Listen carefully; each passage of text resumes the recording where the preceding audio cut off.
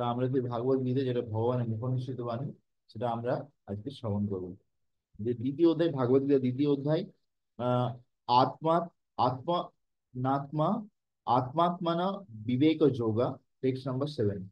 कार्पण्य दोषोपहतो स्वभाव पृच्छामि तं धर्म सम्मूढचेता यश्रेयसा निश्चितं ब्रूहि तन्मे शिष्यस्तेऽहं साधुमं तं प्रपन्नम्। তো এখন আমরা আগে কি দেখেছি যে কৃষ্ণ কৃষ্ণ অনেক রকম ভাবে বোঝাচ্ছে অর্জুনকে যুদ্ধ করার জন্য। আর এদিকে অর্জুন কি করছে, অনেক রকম ধরনের যুক্তি দিচ্ছে যে সে কেন যুদ্ধ করতে চায় না। ঠিক আছে। তো এখন শেষ পর্যন্ত আহ, শেষ পর্যন্ত কৃষ্ণ যে যুক্তি, সেই যুক্তির সামনে অর্জুন কিন্তু টিকতে পারলো না শেষে। তারপরে অর্জুন কি করলো, যখন তার হাত পা কাঁপছে, কিছু বুঝতে পারছে না যে কি কি করব কি না করব, তখন সে ভগবান শ্রীকৃষ্ণের শরণ গ্রহণ করছে। সেরকম ভাবে আমরা যখন আমাদের জীবনে, আমাদের সবসময় টেন্ডেন্সি হচ্ছে জীবনে কি হোক, মানে আমাদের ভালো সিচুয়েশন খারাপ সিচুয়েশনে যা আসুক, আমরা নিজেরাই নিজেদের সলিউশন করতে চাই, নিজেরাই নিজেদের গুরু হয়ে যেতে চাই, হ্যাঁ না? কিন্তু এখানে এখানে আমরা এই যে অর্জুন আর কৃষ্ণের মধ্যে যে কথোপকথন, যে ভাগবত গীতার মাধ্যমে আমরা যেটা বুঝতে পারছি, যে যখন আমাদের জীবনে কোনো কঠিন পরিস্থিতি আসে, তখন আমাদেরকে সাধু গুরু শাস্ত্রের আশ্রয় নেওয়া উচিত। ঠিক আছে। তাদের কাছ থেকে কথা বলে কনসাল্ট করা উচিত যে আমার কি করা উচিত কি করা উচিত না। কিন্তু যখন যদি আমরা সেটা না করি, তাহলে কি হবে, আমরা ভুলভাল ডিসিশন নিতে পারি। ঠিক আছে। তো এখানে এই যে শ্লোকটা আছে, টেক্সট নাম্বার 7, ভাগবত গীতা দ্বিতীয় অধ্যায়ে সপ্তম শ্লোক, এখানে বলছে, আমাকে অর্জুন বলছে, আমাকে দুর্বলতা যেন ঘিরে ধরেছে, দুর্বলতা। আমার মন যেন সবসময় কিং কর্তব্য বিমূঢ় হয়ে যাচ্ছে, কোনটা ধর্ম কোনটা অধর্ম কিছু বুঝতে পারছে না। হ্যাঁ। সেই জন্য আমি তোমাকে জিজ্ঞেস করছি, কৃষ্ণা, কোনটা আমার জন্য সব থেকে ভালো হবে? তুমি দয়া করে আমাকে বলো যে কোনটা আমার জন্য সব থেকে ভালো হবে। আমি এখন তোমার ছাত্রই হয়ে তোমাকে জিজ্ঞাসা করছি। তুমি দয়া করে আমাকে আদেশ দাও, দয়া করে আমাকে শেখাও। আমি তোমার শরণাগতি গ্রহণ করছি, তুমি এবার আমাকে শেখাও। দেখো, এখানে এই যে শ্লোকটা, এই শ্লোকটা একটা খুব ইম্পর্টেন্ট জিনিস। এই শ্লোকটা একটা খুবই ইম্পর্টেন্ট জিনিস, এটা শেখা আছে বিশ্বনাথ চক্রবর্তী ঠাকুর বা অর্জুন যে প্রশ্ন, মানে অর্জুন যে এই শ্লোকটাতে যে অনুবাদে যেটা বলেছে, সেটা থেকে আমরা বুঝতে পারছি যে একজন শিষ্যের কি কি গুণ থাকা উচিত গুরু কাছ থেকে শিক্ষা গ্রহণ করার জন্য। অনেক সময় অনেক লোক আমাদেরকে বলে যে আপনি আমাদেরকে ক্লাস দেননি, ক্লাস হচ্ছে না অনেকদিন ধরে। কিন্তু ক্লাস হওয়ার জন্য বা মানে কোনো বৈষ্ণবদের কাছ থেকে বা ভক্তদের কাছ থেকে ক্লাস শোনার জন্য আমাদের কিছু কিছু যোগ্যতা থাকা দরকার। কি যোগ্যতা দরকার? সেই যোগ্যতা এখানে আমরা দেখতে পাচ্ছি। সবার প্রথমে হচ্ছে যে আমাদেরকে আমাদেরকে শরণ গ্রহণ করতে হবে সেই বৈষ্ণবের বা সাধুগুরু। যে না, আমি কিছু জানি না, আমি ওই সাধুগুরু শরণ গ্রহণ করতে যাচ্ছি, সে যেটা বলবে সেই অনুযায়ী আমি করবো। এই এই মনোভাবটা প্রথমে হওয়া উচিত। দ্বিতীয় হচ্ছে কি, আমাদেরকে নিজেদেরকে ছাত্র হিসেবে মানতে হবে, শিক্ষা মানে একটা শিষ্য হিসেবে মানতে হবে সেই সাধুগুরু বৈষ্ণবের সামনে নিজেকে। আমরা যদি নিজেদেরকে মনে করি আমরা বিশাল কিছু হয়ে গেছি, তাহলে তো সেই সাধুগুরু বৈষ্ণব আমাদেরকে কিছু উপদেশ দিতেই পারবে না, হ্যাঁ না? কিন্তু আমরা যদি দৈন দৈন ভাবে সেই সাধুগুরু বৈষ্ণবেরকে যদি আমরা আশ্রয় গ্রহণ করি, দিয়ে তাদেরকে যদি আমরা প্রশ্ন করি, তাহলে অবশ্যই কিন্তু সে কি করবে, আমাদেরকে বোঝাবে বা শেখাবে। ঠিক আছে। তো তারপরে তারপরে জিজ্ঞাসা করছে যে কোনটা আমার জন্য ভালো হবে, সেটা আমাকে বলো। মানে এইভাবে আমাদের কি করতে হবে, গুরুর কাছে আশ্রয় নিতে হয়, গুরুর শরণ গ্রহণ করতে হয়। না এই নয় যে একজন গুরু নামে গুরু আছে, কিন্তু তার কাছে আমি কিছুই জিজ্ঞেস করছি না, কিছুই কোনো কনসাল্ট করছি না, নিজের ইচ্ছা আমাদের যা ইচ্ছে করে যাচ্ছে, ওই রকম ভাবে কিছু লাভ হবে না। ঠিক আছে। তো সেই জন্য এখানে তাৎপর্যে শ্রী বিশ্বনাথ চক্রবর্তী ঠাকুর কি বলছেন লিখে দেবো আমরা। Indeed, while speaking the meaning of scripture, to bring out a conclusion, thou you are a Kshatriya, you have decided to become a beggar. What is the use of my speaking? তখন এখন কৃষ্ণ অর্জুনকে পাল্টা জবাব দিচ্ছে। বলছে বলছে তুমি অনেক শাস্ত্র থেকে অনেক কিছু আমাকে শোনালে, অনেক কিছু তোমার তাৎপর্য দিলে, কিন্তু সেসবের যে সারাংশ বোঝানোর পরে, যদিও তুমি একটা ক্ষত্রিয়, তুমি এই এত সব সারাংশ দিয়ে আমাকে বলতে চাইছো যে তুমি একজন ভিখারি হতে চাইছো? তুমি একজন ক্ষত্রিয় হয়ে ভিক্ষা করতে চাইছো? Please instruct me, who have surrender to you. তারপরে বলছে যে what is the use of my speaking, sorry. তো এখানে বলছে, কৃষ্ণ বলছে তুমি যখন এত কিছু আমাকে জ্ঞান দিলে শাস্ত্র থেকে, তারপরে যখন তুমি একজন ক্ষত্রিয় হয়ে ভিক্ষা ভিক্ষা করতে যাচ্ছ, তাহলে আমার আর কিছু বলে লাভ কি? ঠিক আছে। তো দেখো, এখান থেকে আমাদেরকে বুঝতে হবে, এই স্টেটমেন্টটা থেকে কৃষ্ণ বলতে চাইছে যে গুরুর কাছ থেকে যখন আমাদের কোনো কিছু জানতে যেতে হবে, তখন আমাদেরকে প্রথমে কি করতে হবে? দৈন্য হতে হবে, দৈন্য। যদি দৈন্যতা না থাকে, তাহলে গুরুদেবের ইচ্ছাও করবে না যে আমাদের কিছু জ্ঞান দেওয়ার জন্য। যদি আমাদের যদি গুরুর সঙ্গে ব্যবহার ভালো না থাকে, তার সঙ্গে যদি কথায় কথায় আমরা ঝগড়া করি, বা আমরা যদি মনে করি যে মানে এটা যদি নাই মনে করি যে সে আমার থেকে সিনিয়র, সে যেটা বলছে আমাকে শুনতে হবে, তাহলে প্রথম কোয়ালিফিকেশনটাই ভেঙে যাচ্ছে। তাহলে আর কোনো জ্ঞান নিতেই পারবো না।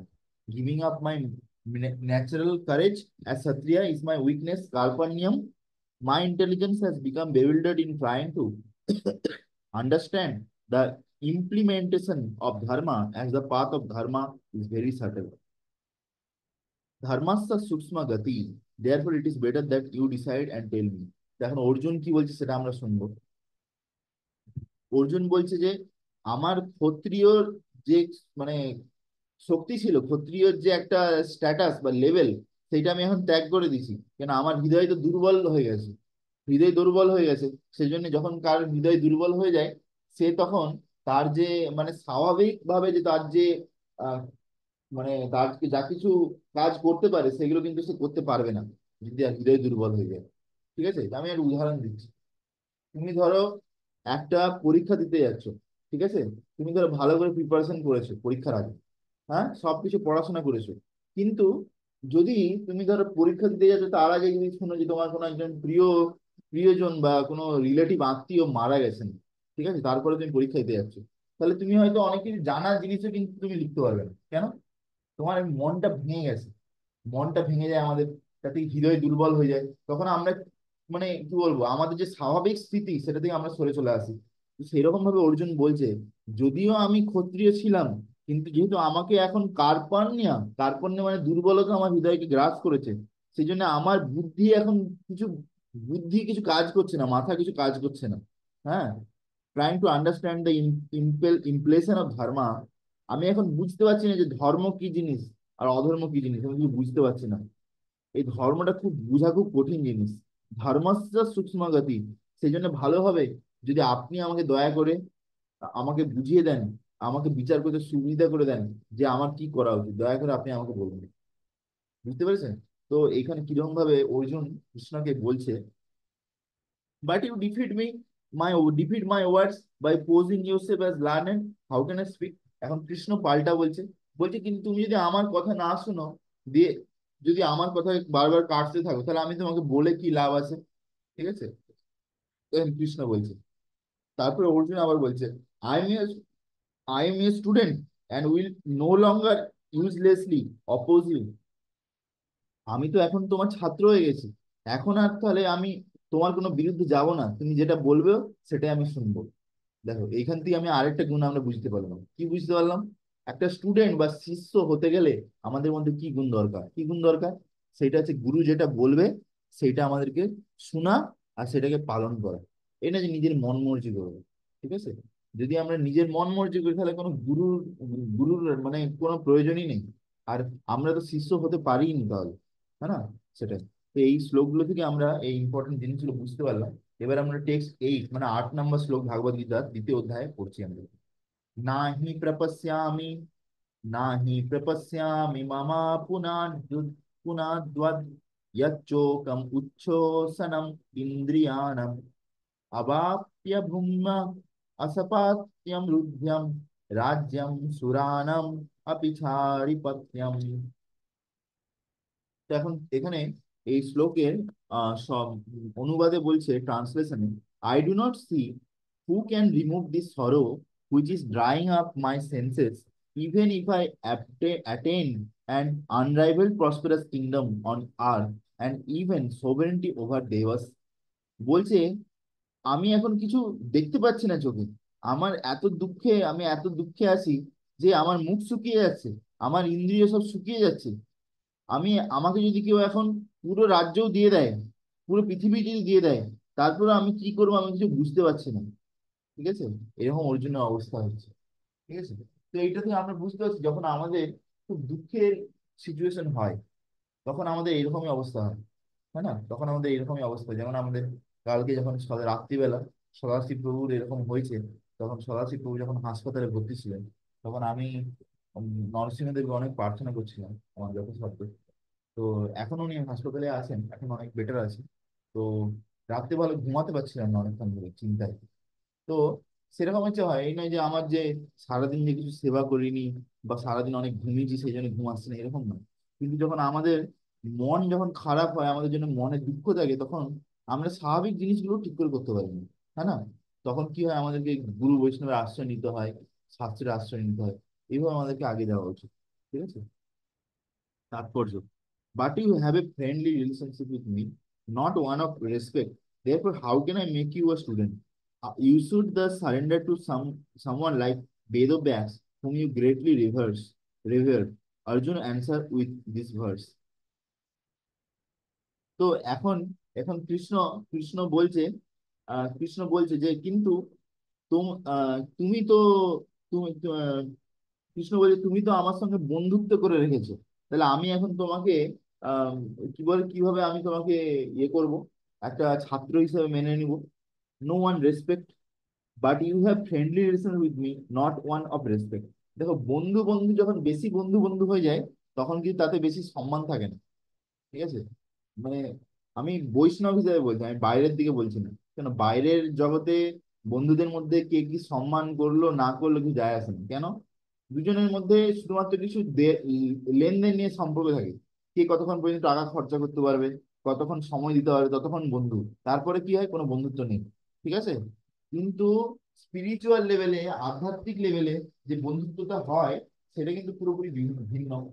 সেখানে কিন্তু বন্ধু বন্ধুর মধ্যেও কিন্তু একটা সম্মান থাকে। কিন্তু যেহেতু অর্জুন আর কৃষ্ণা, যদি তাদের মধ্যে সম্পর্ক আধ্যাত্মিকই ছিল, কিন্তু তারা এত বেশি গলায় গলায় বন্ধু ছিল যে তা, যে তখন বলছে উম, যে তুমি তো আমার সঙ্গে এত বেশি বন্ধু, আমাদের মধ্যে অত বেশি সম্মান নেই, আমরা তো এরকম তুই তাকারিতে কথা বলি আমরা। হ্যাঁ না, তো তাহলে তোমাকে আমি কি করে আমার ছাত্র বানাবো? You should the surrender to summon. সেই জন্য তুমি এমন একজন লোক যেমন বেদব্যাস, যেরকম মহান ব্যক্তি, তার কাছে তুমি আত্মসমর্পণ করো, যাকে দেখলেই তোমার কি হবে, ভিতরে সম্মান আসবে। তো এরপরে, এরপরে দেখো অর্জুন কি বলছে সেটা আমরা দেখব। I do not see even one person at all. Pra pasyami. Pra indicate to a high degree in all the three worlds except you who can remove my sorrow. এবারে অর্জুন যেটা কৃষ্ণকে বলছে কত সুন্দর বলছে, ও কৃষ্ণ, আমি পুরো ত্রিভুবনে আমি এরকম কাউকে দেখতে পাচ্ছি না তোমাকে ছাড়া, যে আমার হৃদয়ের মধ্যে যা দুঃখ আছে সেই দুঃখগুলোকে দূর করতে পারে, বার করতে পারবে। I do not know any one more intelligent than me, even বৃহস্পতি। বৃহস্পতি তো স্বর্গের গুরু, দেবতাদের গুরু। আমি, সে প্রচুর বুদ্ধিমান, কিন্তু আমি তোমার থেকে বেশি বুদ্ধিমান আমি কাউকে দেখতে পাচ্ছি না।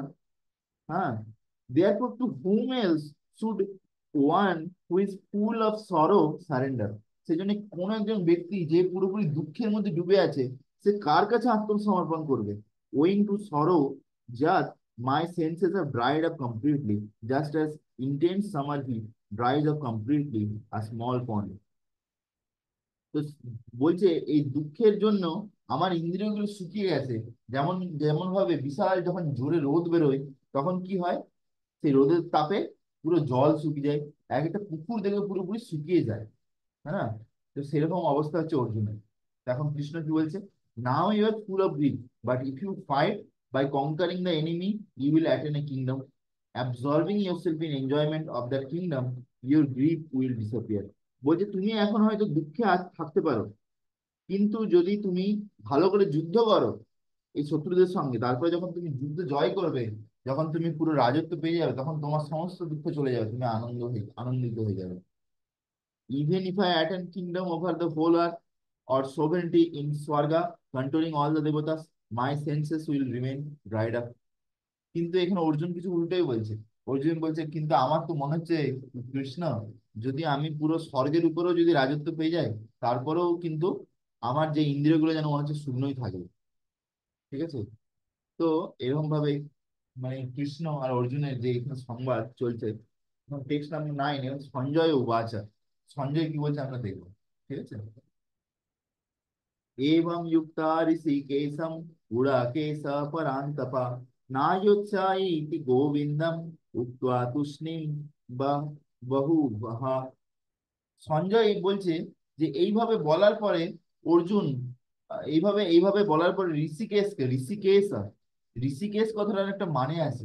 ঋষিকেশ কথাটা মানে হচ্ছে সমস্ত ইন্দ্রিয়ের যে স্বামী, ঋষিকেশ, তাই না? বুড়াকেশ, বুড়াকেশ মানে কি? বুড়াকেশ মানে হচ্ছে অর্জুনা। অর্জুনের আরেকটা নাম হচ্ছে বুড়াকেশ, যে নিদ্রাকে জয় করতে পারে তার নাম হচ্ছে বুড়াকেশ। ঠিক আছে। তো এইভাবে বুড়াকেশ মানে অর্জুন কৃষ্ণকে এইভাবে বলার পরে, হ্যাঁ, টেলিং গোবিন্দা, তখন কি বললো? গোবিন্দ, গোবিন্দ মানে কি? যে সমস্ত গায়কে আর ইন্দ্রিয়কে খুশি দিতে পারে। হ্যাঁ, আই উইল নট ফাইট, এরকম ভাবে বললো যে আমি আর যুদ্ধ করবো না। তারপরে সে চুপচাপ ভাবে মাথায় হাত দিয়ে রথের উপরে বসে গেলেন। ঠিক আছে। এখন আমরা টেক্সট নাম্বার 10 দেখবো, 10 নম্বর শ্লোক। তম উবাচ ঋষিকেশম প্রসামাম ইব ভারত সেনয় উভয়োর্মধ্যে বিশদান্তম ইদম বচা। ঋষিকেশ স্মাইলিং স্লাইটলি, তখন ঋষিকেশ মানে কৃষ্ণ হালকা মৃদুমন্দ হেসে spoke the following words to the depressed Arjun, তখন অর্জুনকে এইভাবে তিনি বললেন। In the midst of the two armies, দুজন আর্মির মধ্যে রথটাকে দাঁড় করিয়ে দিয়ে অর্জুন অর্জুনকে এইরকম ভাবে কৃষ্ণ বললেন। ওকে, কমেন্ট তাৎপর্য, you have shown such lack of judgement, তুমি তো এমন জিনিস এমন কথা বলছো যে তুমি কোনো বিচার করতে পারছো না অর্জুন, কৃষ্ণ বলছে। লাফিং at him as a friend, তখন কৃষ্ণ অর্জুনের দিকে তাকিয়ে হাসছে, যে Krishna could put Arjun in an ocean of embarrassment for his unworthy action। তারপরে এরকম ভাবে হাসার পরে কৃষ্ণ অর্জুনকে একটা লজ্জার সাগরে ডুবিয়ে দিচ্ছে। যে কত বড় লজ্জা! হ্যাঁ, যে যুদ্ধ করতে এসেছে, দুটো দলের মাঝখানে রথ আছে, যা রথের সারথি সাক্ষাৎ কৃষ্ণ, আর রথে যুদ্ধ কে করবে? ও গান্ডীবধারী অর্জুন। সে এরকম কথা বলছে, যে একটা হাসির ব্যাপার। However because now Arjun took the position of a student, কিন্তু যেহেতু অর্জুন এখন একটা ছাত্রের ভূমিকা নিয়েছিল, লাফিং উড বি ইমপ্রপার, সেজন্য এখন হাসা উচিত নয়। Thus Krishna surprise that love by closing his lip, সেজন্য কৃষ্ণ নিজেকে আটকে নিলেন ঠোঁট বন্ধ করে। ইনস্টেড হি স্লাইটলি স্মাইল, তিনি হালকা হাসলেন। The lord of the senses Hrishikesh was previously controlled by the words of Arjun out of love for him. ঠিক আছে। তো বলছে যে যেহেতু কৃষ্ণ, কৃষ্ণর একজন প্রিয় ভক্ত হচ্ছে অর্জুন, সেই জন্য অর্জুনের যে কথাগুলো দ্বারা অর্জুন কৃষ্ণকে কিন্তু পুরো কন্ট্রোল করতো। হ্যাঁ, শুধু কথার দ্বারা নয়, আসলে কিসের দ্বারা কন্ট্রোল করতো? By the love, love of Arjuna, মানে অর্জুনের প্রেমের দ্বারা, ভালোবাসার দ্বারা কৃষ্ণকে কন্ট্রোল করতো। And now he became the controller of Arjuna's mind, সেই জন্য এখন সেই কৃষ্ণ অর্জুনের যে মন, সেই মনের পুরো মানে সারথি হয়ে গেছে, মনটাকে কোন দিকে নিয়ে যাবে। Again out of love, the benefit of Arjun, benefit of Arjuna, Arjuna's dejection and Krishna's offering consolation to him are seen directly by both armies। দুটো সেনাদল দেখছে যে কিভাবে অর্জুন, অর্জুনের অবস্থা কি হচ্ছে, আর কিভাবে তাকে কৃষ্ণ তাকে কি করছে, উৎসাহ দিচ্ছে, উৎসাহ দিচ্ছে। 11 নম্বর শ্লোক। असोच्यान असोच्यानन्वसोचस्यं श्री भगवान उवाच असोच्यान अनोभुभस्यात् असोच्यानान् असो असोचानान्वसोचस्त्वं राज्ञावादं च भाषसे गतासून आगतुंश्च नानुशोचन्ति पंडिता।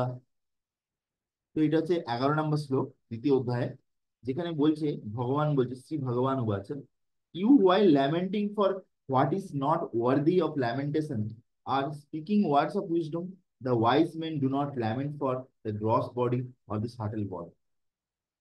তো এই যে দ্বিতীয় অধ্যায়টা আছে, এগুলো এগুলো কিন্তু খুব ডিপ ফিলোসফি আছে, ভালো করে শুনতে হবে, নাহলে কিন্তু তুমি বুঝতে পারবে না। ঠিক আছে। বলছে তখন শ্রী ভগবান বলছে, মানে ভগবান বলছেন যে তুমি দুঃখ করছো এমন এমন জিনিসের জন্য যেটা দুঃখ করার কারণ নয়, যেটার জন্য দুঃখ করার প্রয়োজন নেই। আবার তুমি এদিকে মুখ দিয়ে বিশাল বড় বড় জ্ঞানের কথা বলছো। সেজন্য কিন্তু একজন বুদ্ধিমান ব্যক্তি কিন্তু এইরকম জিনিসের জন্য, একটা জড় শরীরের জন্য, হ্যাঁ, তার জন্য কিন্তু কখনো দুঃখ করে না, বা একটা সূক্ষ্ম শরীরের জন্য দুঃখ করে না। ঠিক আছে? কেন, আত্মাকে কি কেউ মারতে পারবে? আত্মাকে কেউ মারতে পারবে না। এই শরীরের মৃত্যু হয় কিন্তু আত্মার মৃত্যু হয় না। সেই জন্য একজন বুদ্ধিমান ব্যক্তি কখনো মানে এই শরীরের জন্য বা সূক্ষ্ম শরীরের জন্যও কোনো রকম দুঃখ করে না। ঠিক আছে? যদি কারোর মৃত্যু হয়ে যায়, বিশাল কিছু একদম কেঁদে ভেঙে পড়ে গেল, সেরকম না। হ্যাঁ, অবভিয়াসলি কারোর যদি কোনো রিলেটিভ মারা যায় তাকে কাঁদতে হবে, তো কাঁদা উচিত, কিন্তু আমাদের সেই সঙ্গে সঙ্গে মনে রাখতে হবে যে আমরা আত্মা, আমরা শরীর নয়। আর আমাদের কর্ম অনুযায়ী একটা টাইম পর্যন্ত আমরা এই শরীরে ছিলাম। এবারে ভগবান আমাদেরকে নিশ্চয়ই অন্য বেটার ডেস্টিনেশনে নিয়ে যাচ্ছে, অ্যাজ পার আওয়ার কর্ম। তাৎপর্য: ও Arjun, this lamentation of yours caused by attachment to the friends and relatives is the cause of bewilderment. Your power of discernment arising from your concern starting in verse 4 with how can I fight against Bhishma and Drona are the cause of lack of wisdom that is stated in verse.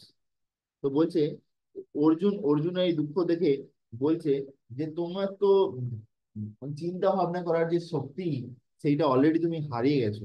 যখন তুমি বলেছো যে ভীষ্ম আর দ্রোণাচার্যের বিরুদ্ধে আমি কি করে যুদ্ধ করব। ঠিক আছে? ইউ আর কন্টিনিউয়াসলি ল্যামেন্টিং অনুশোচ for what is not worthy. তুমি তো এমন এমন জিনিসের জন্য দুঃখ করছো যেটা তো দুঃখ করার কোনো প্রয়োজন নেই, অর্জুন। যেটা তো দুঃখ করার কোনো প্রয়োজন নেই। হ্যাঁ, you are continue what is not worthy of grief, thus you are uttering words of wisdom me. তুমি আমাকে বড় বড় জ্ঞানের কথা শোনাচ্ছ, কিন্তু I am trying to enlightening, কিন্তু আমি কিন্তু তোমাকে শুধুমাত্র উৎসাহ দিতে যাচ্ছি, তোমাকে এই এই যে বিভিন্ন জ্ঞানের মাধ্যমে এদের তোমাকে আলোকিত করতে চাইছি। ইউ স্পিক ওয়ার্ডস বাদাম বাদান অফ উইজডম প্রাজ্ঞা, as in verse 4, the lament, the intention behind the Lord's word is the opposite. Actually, you have no wisdom. তো ভগবান বলতে চাইছে, অ্যাকচুয়ালি বিশ্বনাথ চক্রবর্তী ঠাকুর লিখছেন যে অর্জুন, তোমার অ্যাকচুয়ালি কোনো মানে জ্ঞান নেই, তুমি অজ্ঞান, নাহলে এরকম ধরনের কথা বলতে না। কেননা জ্ঞানের একটা কোয়ালিটি আছে, সেটা অ্যাপ্লিকেশন থাকে। হ্যাঁ না, অ্যাপ্লিকেশন থাকে। যেমন আমি একটা কথা বলছি, সেটা হচ্ছে যে ধরো কেউ বলছে যে আহ মাছ মাংস খাওয়া উচিত নয়, কেন এটা হচ্ছে পাপ পাপ কাজ। ঠিক আছে? এটা করলে একটা নিয়ম ভেঙে যাবে।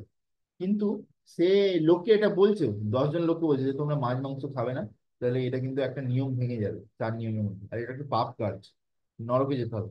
এদিকে সে বলার পরে সে যদি নিজেই যদি মাছ মাংস খায়, তাহলে তার কি জ্ঞান হয়েছে? কিছু জ্ঞান হয়েছে বলো? কিছুই জ্ঞান হয়নি।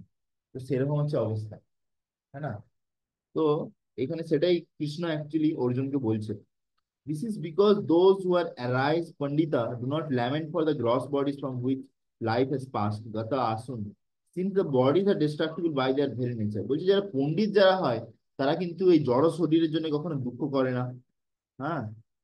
তো since the bodies are destroyed, এই শরীরটার কিন্তু মানে ধর্মই হচ্ছে এটা বিনাশ হওয়া। ধীরে ধীরে দেখো আমাদের যে শরীরটা, সেটা কিন্তু বৃদ্ধ মানে বয়সের দিকে এগোচ্ছে। আমার আর 5 বছর আগে ধরো বয়স ছিল আহ 24 বছর, এখন আমার বয়স হয়ে গেল 29 বছর। হ্যাঁ না, 29 বছর। তো এরকম ভাবে ধীরে ধীরে বৃদ্ধর দিকে যাচ্ছি আমরা সবাই। শুধু আমি নয়, তুমিও যাচ্ছ। এরকম ভাবে প্রত্যেকেই বৃদ্ধ দিকে, মানে এই শরীরের গুণ হচ্ছে এই শরীরটা জন্মের পর থেকে ধীরে ধীরে আহ যুবক হবে, কুমার হবে, যুবক হবে, তারপরে একজন সরি বালক হবে, কুমার হবে, যুবক হবে, একজন পূর্ণ বয়স্ক মানুষ হবে, দিয়ে বৃদ্ধ হবে, দিয়ে মৃত্যু হবে। এটা হচ্ছে শরীরের ধর্ম। হ্যাঁ না? এটাকে কেউ আটকাতে পারবে না, সেটা আমাদেরকে মেনে নিলে ভালো হয়। কিন্তু সেটা যদি আমরা না মানি, তাহলে কি হবে? আমাদের কষ্ট আছে, কপালে কষ্ট আছে। হ্যাঁ। তো এখানে বলছে যে gross bodies from which the life has passed, since the bodies are destructible by their nature, neither do they lament for subtle bodies from which the life air have not passed, for those subtle bodies will certainly be destroyed before liberation. They do not lament। বলছে দেখো, এখানে একটা খুব সুন্দর জিনিস বললো, যে আমাদের যখন মৃত্যু হয়ে যায়, তখন কিন্তু আমাদের যে এই যে শরীরটা, যেটা 5টা এলিমেন্টে তৈরি হয়েছে, আর্থ, এয়ার, ওয়াটার, ফায়ার, ইথার, মানে জল, মাটি, আকাশ, বায়ু আর শব্দ। ঠিক আছে? সরি, অগ্নি। এই 5টা জিনিস দিয়ে তৈরি আছে। এই 5টা জিনিসের তৈরি যে এই শরীরটা, এই শরীরটা যখন নষ্ট হয়ে যাবে, তারপরে কি হবে? তারপরে কিন্তু আমরা যে আত্মা, আমরা একটা সূক্ষ্ম শরীরের ভিতরে থাকি, মানে যেটাকে বলে সাটেল বডি, যেটা মাইন্ড, ইন্টেলিজেন্স আর ফলস ইগো দিয়ে তৈরি। ঠিক আছে? সেই শরীরটা দিয়েই কিন্তু আমরা যম যমরাজের কাছে যাই, সেখানে বিচার হয়, সবকিছু হয়। হ্যাঁ। আবার সেই শরীরটাই কিন্তু আবার একটা দ্বিতীয় শরীরে প্রবেশ করায়। কিন্তু বিশ্বনাথ চক্রবর্তী ঠাকুর কি বলছেন, যদি আমাদের মুক্তি হয়, যদি আমাদের মুক্তি মানে লিবারেশন, মানে ওই বাইরের লোকে যেরকম মুক্তি বলে সেটা না, অ্যাকচুয়ালি যদি আমরা ভগবানের নিত্য লীলায় প্রবেশ যখন করবো, তখন কেউ শুদ্ধ ভক্ত হয়ে যায়, হ্যাঁ, ভালোভাবে হরে কৃষ্ণ মহামন্ত্র জপ করে, তো সেই নিত্য লীলায় প্রবেশের আগে কিন্তু তার শুধু জড় শরীর নাই, তার সূক্ষ্ম শরীর, যেটা হচ্ছে যে মাইন্ড, ইন্টেলিজেন্স আর ফলস ইগো আছে, এই শরীরটাও কিন্তু বিনষ্ট হয়ে যায়। মানে তখন তার মন কিন্তু আর মেটেরিয়ালিস্টিক মাইন্ড থাকে না, তখন তার মন হচ্ছে মোর মন বৃন্দাবন, এরকম হয়ে যায়। ইন্টেলিজেন্স, তখন তার ইন্টেলিজেন্স বুদ্ধি দিয়ে তখন সে শুধু এটাই ভাবে যে আমি কি করে কৃষ্ণের সেবা করব। তারপরে তার যে ফলস ইগো, ফলস ইগো বলে আর কিছু থাকে না, ফলস ইগো পুরোপুরি ভেঙে যায়। তখন তার কি হয়ে যায়, ট্রু ইগো চলে আসে, যে আমি নিত্য কৃষ্ণ দাস। ঠিক আছে? জীবের স্বরূপ হয় কৃষ্ণের নিত্য দাস, জীব কৃষ্ণের তটস্থ শক্তির ভেদাভেদ প্রকাশ। বুঝতে পেরে গেছে? তো এইভাবে আমরা যদি ভালো করে ভক্তি করি, এই ভক্তির মধ্যে এত শক্তি আছে, এত শক্তি আছে যে এটা আমাদের শুধু জড় শরীর নয়, আমাদের যে সূক্ষ্ম শরীর, মানে যে সাটেল বডি, যেটা মাইন্ড, ইন্টেলিজেন্স, ফলসিগতে তৈরি, সেই শরীরটাকেও বিনাশ করার ক্ষমতা রাখে। বুঝা গেছে? যতক্ষণ পর্যন্ত আমাদের মধ্যে একটু কোনো ছিটে ফোঁটা নোংরা আছে, ততক্ষণ পর্যন্ত কিন্তু আমরা গোলকধাম যেতে পারবো না, এটা এটা ক্লিয়ার। কারণ আবার আমাদেরকে জন্মগ্রহণ করতে হবে। কিন্তু আমরা যদি পুরোপুরি ভাবে আমাদের যা কিছু এমন ভাবে ভক্তি করি, যাতে আমাদের সমস্ত কিছু যাতে নোংরা, এগুলো যাতে বেরিয়ে যায়, পুরো জ্বলে যায়। যেমন আগুনের মধ্যে যেমন সোনাকে যদি দিয়ে দাও, সোনা পুরো প্রথমে আগুনে তাপ হতে থাকে, তপ্ত হতে থাকে, লাস্টে গলতে থাকে, গলতে থাকে, যে সোনার মধ্যে গলে গলে না যত খারাপ জিনিস এগুলো সব বেরিয়ে যায়, যে শুধু পিওর সোনাটা রয়ে যায়। হ্যাঁ না? সেইরকম ভাবে আমরা যদি ভালো করে ভক্তি করি, তাহলে কি হবে, আমাদের যত অনর্থ আছে সেগুলো যাবে, অনর্থ উপশম। তারপরে কি হবে, আমাদের যে সূক্ষ্ম শরীর আছে সেটাও ডিস্ট্রয় হবে, ধীরে ধীরে পিউরিফাই হবে। তারপরে আমরা যখন ভাব বা প্রেমা লাভ করতে পারবো, তখন আমরা গোলকধামে প্রবেশ করবো। হ্যাঁ। To not do the lament. For those subtle bodies will certainly be destroyed. They do not lament because they accept the inherent nature of all of gross and subtle bodies. But the fools lament who in life were passed from gross bodies of fathers and others and do not generally understand about the subtle bodies. কিন্তু একজন মূর্খ ব্যক্তি দুঃখ করে যখন দেখে যে তার বাবার মৃত্যু হয়েছে, দেশে একটা শরীর ছেড়ে অন্য শরীরে যাচ্ছে, সেটা দেখতে পায় না, কিন্তু এটা শাস্ত্র বলছে, তখন সে কি করে কাঁদতে থাকে। হ্যাঁ। সে বুঝে না যে কি আত্মা হয়, কি সূক্ষ্ম শরীর হয়, আর কি পুনর্জন্ম হয়, এসব কিছু জানে না। Enough of such fools. All this including Bhishma are souls equipped with gross and subtle bodies. তো সেরকম ভাবে তোমার সামনে যাদেরকে দেখতে পাচ্ছ, যেমন ভীষ্ম পিতামহ দ্রোণ, এদের মধ্যেও একটা করে, এরাও দুটো শরীরের মধ্যে আছে। একটা হচ্ছে একটা স্থূল শরীর, মানে গ্রস বডি, আর একটা সূক্ষ্ম শরীর বা সাটেল বডি। ঠিক আছে?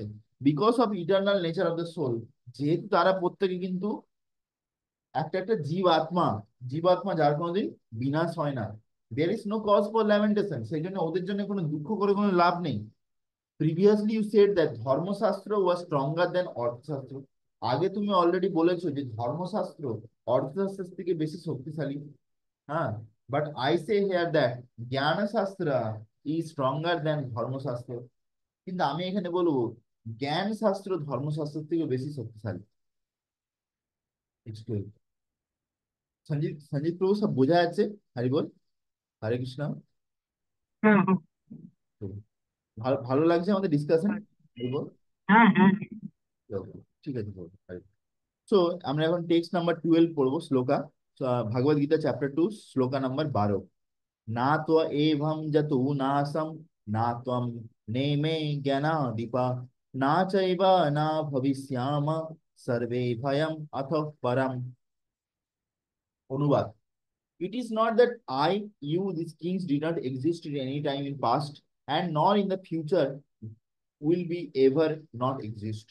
বলছে অর্জুনকে কৃষ্ণ বলছে যে এরকম কখনো নয় যে আমি, তুমি বা এই সমস্ত রাজারা আগে অতীতে ছিল না, বা ভবিষ্যতে তারা থাকবে না। যেহেতু আমরা সবাই আত্মা, ঠিক আছে, যেমন পরমাত্মা কৃষ্ণ, তিনি হচ্ছেন যে সচ্চিদ আনন্দ দিয়ে তৈরি, সেরকম আত্মাও কিন্তু সচ্চিদ আনন্দ তৈরি। ঠিক আছে, মানে গুণগত ভাবে আমরা একই রকম, গুণগত রকম ভাবে, কিন্তু পরিমাণগত ভাবে কৃষ্ণ হচ্ছেন বিভু আর আমরা হচ্ছে অনু। কৃষ্ণ হচ্ছেন সমুদ্র আর আমরা হচ্ছে সমুদ্রের একটা জল। ঠিক আছে, এরকম হচ্ছে ব্যাপার। কৃষ্ণের শরীরে সবচেয়ে আনন্দ দিয়ে তৈরি, আর আমরা যে ছোট্ট আত্মা, একটা চুলের যে গোড়ার 10,000 ভাগের 1 ভাগ, এত ছোট, যেটা চোখেও দেখা যায় না, মাইক্রোস্কোপেও দেখা যায় না, সেই যে আত্মা, তারও গুণ কিন্তু একই।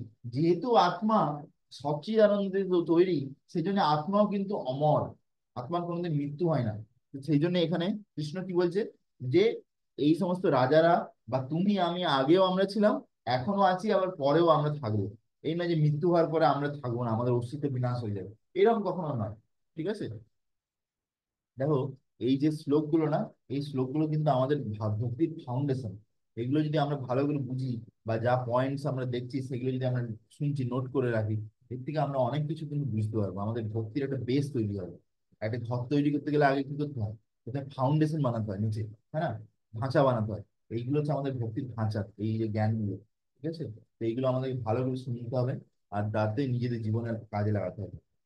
তাৎপর্য আমরা বিশ্বনাথ চক্রবর্তী ঠাকুর তাৎপর্য দেখবো। Now O friend, I'll ask you question, when you see the death of a person you love, you lament, but is the object of affection, while the person in this world, the soul of the body। বলছে, আহ, হ্যাঁ, বলছে, ও বন্ধু, আমি তোমাকে একটা প্রশ্ন জিজ্ঞাসা করবো। অর্জুনকে কৃষ্ণ জিজ্ঞাসা করেছে, ঠিক আছে, যে তুমি যখন দেখো যে তোমার একজন প্রিয় ব্যক্তি বা আত্মীয় পরিজনে যখন মৃত্যু হয়েছে, তখন তুমি খুব কান্না করো, খুব দুঃখ পাচ্ছ, কিন্তু তুমি যে এত ভালোবাসতে, তুমি কাকে ভালোবাসতে? তুমি শরীরটাকে ভালোবাসতে না আত্মাটাকে ভালোবাসতে? ঠিক আছে, খুব মানে, মানে এইসব প্রশ্ন না, মানে মানে একদম হিলিয়ে দিতে পারে আমাদেরকে, পুরো কাঁপিয়ে দিতে পারে আমাদের যে, মানে আমাদেরকে নাড়িয়ে চাড়িয়ে বসতে পারে যে আমরা অ্যাকচুয়ালি কে, আমরা শরীর না আত্মা। হ্যাঁ না, সেটা আমাদেরকে বারবার বোঝা উচিত। Sukhdev Goswami says that the soul is much most dear in all living beings। ঠিক আছে, প্রত্যেকটা জীবের কাছে কিন্তু আত্মা খুব প্রিয়। सर्वेषाम एव भूतानाम नृप सात्मयी বা বল্লভা। If the soul is the object of affection, যদি আত্মা যদি মেন মানে প্রিয়জন হয়। দেখো, আত্মাকে প্রিয়জন কেন বলছে, আমি সিম্পল উদাহরণ দিচ্ছি তোমাকে বোঝানোর জন্য। যখন একজন একজন হাজবেন্ড ওয়াইফ একসঙ্গে আছে, খুব ভালো, নিজের মধ্যে খুব প্রেম আছে, একসঙ্গে সবসময় থাকে, কিন্তু যখন ধরো সাপোজ যদি হাজবেন্ডের মৃত্যু হয়ে যায়, তার শরীরটা ওখানে রাখা আছে ঘরেতে, কিন্তু সে কি করে তখন, সে কি রাম হরে হরে। তো আমরা যেটা বলছিলাম, যে একজন স্বামী স্ত্রী একসঙ্গে আছে বাড়িতে, একে অপরকে খুব ভালোবাসে, এর মধ্যে ধরো কখনো যদি ধরো স্বামী বা স্ত্রী একজনের মৃত্যু হয়ে যায় হঠাৎ করে, সে কোনো কারণে, তারপরে যখন তার শরীর রাখা থাকে, সে তখন কি বলে, না ও চলে গেছে, ও আমাকে ছেড়ে চলে গেছে। তো ছেড়ে চলে গেছে, এটা কে চলে গেছে? আত্মা চলে গেছে না শরীর চলে গেছে, বলো? শরীরটা গেছে না আত্মা গেছে? সঞ্জিত প্রভু, হরি বল। যখন বলে যে আমাকে ছেড়ে চলে গেছে, উনি নেই, আচ্ছা, চলে গেছে, আত্মা না শরীর? হ্যাঁ, আত্মা। ঠিক আছে, তো সেই জন্য আমাদেরকে বুঝতে হবে যে আমরা যে অ্যাকচুয়াল ভালোবাসছি, অ্যাকচুয়ালি যে আদান প্রদান করছি, আমরা কিন্তু আত্মার সঙ্গেই করছি। কিন্তু আমরা কি করি, সেটাকে শরীরের প্ল্যাটফর্মে মেনে কি হয়, শোষণে পরিণত হয়ে যায়। যে সমাজে এত কিছু ক্রাইম হচ্ছে, এত কিছু খারাপ জিনিস হচ্ছে, তার কারণ কি? এই যে শরীরের স্তরে আমরা যে পড়ে আছি, দিয়ে আমরা একে অপরকে এক শোষণ করার চেষ্টা করছি। কিন্তু যখন আমরা আত্মা স্তরে যাব, তখন আমরা বুঝতে পারবো আমরা প্রত্যেকে ভগবানের সন্তান, আমরা কৃষ্ণের নিত্য দাস। তখন একে অপরের সেবা করবো, শোষণ কেউ করবে না। বুঝা যাচ্ছে? তো সেটাই এখানে, সেটাই এখানে অর্জুনকে প্রশ্ন করেছে। তো বলছে যে এই আত্মা কিন্তু সবার খুব প্রিয়, প্রিয় জিনিস। হ্যাঁ, the soul should not be object of lamentation. সেই জন্য আমরা যখন জানি যে এই আত্মার কোনোদিন মৃত্যু হতে পারে না, মৃত্যু হতে পারে না, আত্মা শুধুমাত্র এই শরীরটাকে পরিবর্তন করে দেয়। যখন এই শরীরটার মধ্যে আর সেরকম ক্ষমতা থাকবে না যে আমাকে ধরে রাখার জন্য, এই যে আমি এখন ক্লাস দিচ্ছি, তোমাকে কথা বলছি, তুমি শুনতে পাচ্ছ, তার কারণ হচ্ছে এই শরীরটার মধ্যে এখনো সেরকম ক্ষমতা আছে, হ্যাঁ, শরীরটা ফিট আছে আমাকে ধরে রাখার জন্য। কিন্তু যখন এই শরীরটা সেই যোগ্যতা থাকবে না, সেই ফিটনেস থাকবে না, তখন কি করতে হবে, আমাকে এই শরীরটা ছেড়ে অন্য শরীরে প্রবেশ করতে হবে। বুঝা গেছে? তো সেই জন্যে সেই জন্য আমাদেরকে বুঝতে হবে যে আত্মা হচ্ছে সবসময় শাশ্বত, শাশ্বত কিন্তু। সেই জন্য কখনো কারোর মৃত্যুতে আমাদের কিন্তু খুব দুঃখ করা উচিত নয়, আমাদের বরঞ্চ প্রার্থনা করা উচিত যাতে তার ভালো গতি হয়। Because it cannot suffer death, even since both types of Atma, the Jiva and Ishwara are eternal. With this intention, Krishna spoke this verse. তো বলছে যে আত্মা বা জীব যে হয় সে কিন্তু শাশ্বত, তার কোনোদিন মৃত্যু হয় না। It is not that I, Paramatma, have ever not been existence, rather I have always existed. ভগবান বলছে আমি হচ্ছে সাক্ষাৎ পরমাত্মা, কৃষ্ণ বলছে। হ্যাঁ, তো আমি তো সবসময় বিদ্যমান আছি। ইউ অলসো জীবাত্মা, তুমিও একটি জীবাত্মা। হ্যাভ অলওয়েজ এক্সিস্টেড, তুমিও সবসময় বিরাজমান ছিলে, এখনো আছো, পরেও থাকবে। দিস কিংস অলসো, এই সমস্ত যে রাজারা তোমার সামনে দাঁড়িয়ে আছে যুদ্ধ করার জন্য, এরাও সব জীবাত্মা, এরাও থাকবে। Here the Lord shows that previous non-existent is absent for all souls, and is not that you and all these kings survey bhayam will not exist in future. এরকম কখনো ভাবো না যে এরা ভবিষ্যতে থাকবে না, rather will certainly exist। আমরা সবাই ভবিষ্যতে থাকবো। দেখো আমরা যদি ভালো করে ভক্তি করি, আমরা যদি ভালো করে পারফেক্ট ভাবে ভক্তি করি, তুমি যদি পারফেক্ট ভাবে ভক্তি করো, তুমি যেখানে থাকো, থানে স্তুতি গাতাম, যেখানেই থাকো সেখানে যদি ভালো করে ভক্তি করে, আমি যে এখানে আছি আমি যদি ভালো করে ভক্তি করি, মানে শুদ্ধ ভক্তির পথে যদি আমরা চলতে শুরু করি, ঠিক করে শেষ পর্যন্ত যদি আমরা লাস্টে যদি ভগবানকে স্মরণ করে শরীর ছাড়তে পারি, তাহলে আমরা যদি যখন যখন স্পিরিচুয়াল ওয়ার্ল্ডে যাবো, গোলকধাম বৃন্দাবন, তখন আমাদের একে অপরের সঙ্গে দেখা হবে সেখানে। ঠিক আছে? এই নয় যে শুধু তুমি নিউ টাউনে আসছো আমার সঙ্গে দেখা হচ্ছে, মায়াপুরে যাচ্ছ তখন দেখা হচ্ছে, না এইটাই নয়। ইভেন যখন আমরা গোলকধাম বৃন্দাবনে যখন যাব, হয় এই জন্মে নয়তো একটা দুটো জন্ম আরো যদি টাইম লাগে, তারপরে যখন যাব, তখন কিন্তু আমার সঙ্গে তোমার ওখানে দেখা হবে। কেন আমরা সবাই কি শাশ্বত, আমরা হচ্ছে সবাই অমর। যখন আমরা, সেই জন্য বলছি আমরা কিন্তু সবসময় কিন্তু বিরাজমান আছি, আগেও ছিলাম, কিন্তু আমরা সেগুলো এখন মনে রাখতে পারিনি, ভুলে গেছি, সেটা হচ্ছে আমাদের problem. By this we conclude that since the Paramatma and Jiva both eternal, there is no cause lamentation. সেজন্য আমাদের কিন্তু কারো মৃত্যুতে এরকম ভাবে দুঃখ করা উচিত নয়, বা এই শরীরের জন্য এত দুঃখ করা উচিত নয়। যেমন শ্রুতিতে বলছে নিত্য নিত্যানাম চেতনা চেতনানাম एको बहुनाम जो विदधाति कामान। Here is a chief eternal. Hare Krishna. Actually যখনই আমরা জেনে রাখতে হবে যে কৃষ্ণ কথা আমরা আলোচনা করব, তখন জেনে রাখবে দু দু তিনটে জিনিস আছে আমাদেরকে সবসময় সমস্যা করবে। একটা হচ্ছে মায়া দেবী। ঠিক আছে? মায়া দেবী চায় না যে আমরা এত সহজে এই এই জড়জগৎ থেকে বেরিয়ে চলে যাই। ঠিক আছে? মায়া দেবী চায় যে আমরা আরো কিছুদিন মায়া দেবীর লাভ খাই। ঠিক আছে? কেন আমরা এত পাপী, এত পাপ করেছি যে মায়া দেবী সহজে ছাড়তে চায় না। Exactly, time, ma'am. হ্যাঁ, তো সেই জন্য এই যে মাঝে মাঝে ইন্টারনেট কেটে যাচ্ছে, হ্যাঁ না? দ্বিতীয় হচ্ছে, Time, ma'am. কিন্তু actually হ্যাঁ, বলে দ্বিতীয় হচ্ছে কলি, কলি কিন্তু actually একটু চায় না। ইয়ে পাওয়া যাবে। হ্যাঁ, কলি চায় না যে আমরা হচ্ছে কৃষ্ণ কথা বলি। ঠিক আছে? তাতে কি হবে, তাতে তো তুমি ভালো ভক্ত হয়ে যাবে, তুমি তো সাধু হয়ে যাবে, হ্যাঁ না? তাহলে কলির কাজ কি করে হবে? তো সেই জন্য এরকম হবে। কিন্তু রূপ গোস্বামী আমাদেরকে কি বলেছে? উৎসাহ, নিশ্চয় আর ধৈর্য। আমাদেরকে যদি ভক্তিতে টিকে থাকতে হয়, তাহলে কি কি তিনটে জিনিস দরকার? উৎসাহ দরকার। হ্যাঁ, তাহলে উৎসাহ আর নিশ্চয়, যে হ্যাঁ আমি অবশ্যই পুরো ক্লাসটা অ্যাটেন্ড করবো যাই হোক। আর 3 নম্বর কি? তো আমি অবশ্যই পুরো জীবন অপেক্ষা করব কৃষ্ণ প্রেম পাওয়ার জন্য। আমি 3-4টে জন্ম অপেক্ষা করতে পারি, কোনো অসুবিধা নেই, কিন্তু কৃষ্ণের সেবা করে যাবো। আর লাস্টে কি? ধৈর্য। ধৈর্য ধরতে হবে, যে না আমি একবার কেটে গেল, শুনতে পাচ্ছি না, চলো বেরিয়ে চলে গেলাম। তাহলে ওইরকম করে ভক্তি হবে না, এরকম ভাবে কোনোদিন গোলকধাম যেতেও পারবে না, হ্যাঁ না? সেই জন্য আমাদেরকে রূপ গোস্বামীর কথা শুনে আমাদেরকে আগে চলতে হবে। তো আমরা যেটা বলছিলাম, নিত্য নিত্যানাম চেতনা চেতনা নাম एको বহুনাম जो বিদধাতি কামান। Hair is the chief eternal amongst the all eternal. যদিও আমরা সবাই অমর আত্মা হিসাবে, কিন্তু এই সমস্ত অমর যে আত্মা, তাদের মধ্যেও কিন্তু সবদিকে যে পুরুষোত্তম, যে সবদিকে বেস্ট অফ দ্য বেস্ট, সে কে? সাক্ষাৎ কৃষ্ণ, যিনি হচ্ছে ভগবান। He is the chief conscious entity এবং all conscious entity, the one fulfills the need of all other. তিনি হচ্ছে একজন মাত্র, আমরা অনেকজন, কিন্তু কৃষ্ণ হচ্ছে একজন। কিন্তু সে একজন ব্যক্তি, একজন পুরুষোত্তম ভগবান, সবার যা কিছু চাহিদা সবকিছু পূর্ণ করছেন। একজ বহু নাম। ঠিক আছে? একটা একটা মোমবাতি, যেমন ভাবে আমি একটা উদাহরণ দিচ্ছি, একটা মোমবাতি যদি জ্বলে তোমার ঘরেতে, সেখান থেকে কি হয়, তুমি চাইলে কিন্তু অনেক মোমবাতিকে জ্বালাতে পারবে। ঠিক আছে? তো সেরকম ভাবে কৃষ্ণ একজন পরম পরম পুরুষোত্তম ভগবান হয়ে তিনি কিন্তু সমস্ত জীবের যা কিছু জরুরি সবকিছু সাপ্লাই আমাদের করছেন। তাহলে আমাদের কত কৃতজ্ঞ থাকা উচিত না ভগবানের উপরে, হ্যাঁ না? যে ভগবান আমাদেরকে এত সেরকম ভাবে ইয়ে করছেন, খেয়াল রাখছেন। ওকে, সেই জন্য আমাদেরকে ভালো করে হরিনাম জপ করা উচিত। এই হরিনাম যে হরে কৃষ্ণ মহামন্ত্র, এইটা আমরা কৃষ্ণকে দেখাই যে আমি কৃষ্ণ, আমি এত জন্ম ধরে তোমাকে ভুলে গেছিলাম, এবার তোমাকে মনে করার চেষ্টা করছি। ঠিক আছে? তো আমাদেরকে ভালো করে জব করা উচিত, ভালো করে প্রভুপাদের বইগুলো পড়া উচিত, তাতে আমরা আরো ভালো করে এই জিনিসটা বুঝতে পারবো। তারপরে আমাদেরকে গুরুদেব গুরু মহারাজের ক্লাস শোনা উচিত, যার শ্রদ্ধা আছে যার প্রতি, হ্যাঁ না? তাতে কি হবে, আমরা ভক্তিতে আগে ধীরে ধীরে এগোবো। ঠিক আছে? হরি বল।